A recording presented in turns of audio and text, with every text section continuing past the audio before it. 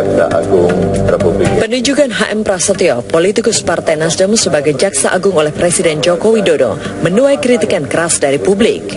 Sejumlah lembaga masyarakat sipil mempertanyakan integritas Prasetyo, di antaranya Indonesia Corruption Watch atau ICW.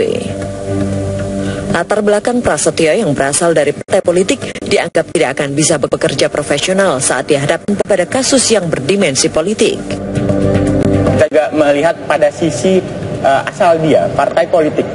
Kita khawatir bahwa institusi kejaksaan yang harus menjadi kekuasaan yang merdeka, termasuk dari kekuasaan politik gitu ya, ini tergerus gitu dengan terpilihnya HM Prasetyo sebagai Jaksa Agung.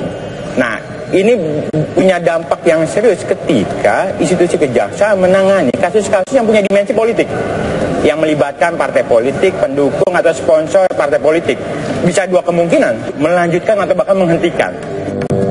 Kritikan keras juga datang dari anggota Komisi 3 DPR. Alat kelengkapan DPR yang membidangi persoalan hukum itu menyayangkan pengangkatan Prasetyo sebagai Jaksa Agung. Komisi tetap menganjurkan jangan dari partai politik. Saya pun seandainya kalau presiden menunjuk orang pandai sendiri, saya larang itu. Tidak akan bisa bagus.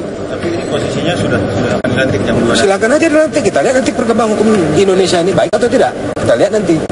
Kita juga ada hak kita sebagai Komisi 3 untuk mengkritisi menyangkut pengangkatan Jaksa Agung ini, walaupun itu adalah hak prerogatif dari presiden. Tak hanya dari lembaga masyarakat sipil dan DPR, kritikan keras terhadap penunjukan Prasetyo juga datang dari partai pengusung Presiden Joko Widodo, PDI Perjuangan.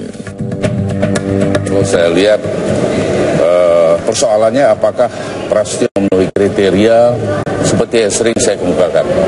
Orang yang tidak tersandra dengan masa lalu, tidak pernah berutang budi pada kekuasaan sebelumnya, orang yang dalam tanda kutip ada gila-gilanya dikit berani mengambil terobosan-terobosan sebagai Jaksa Agung, dan orang yang mampu melakukan revolusi mental di internal Kejaksaan Agung. Nah, itu pertanyaannya paling penting.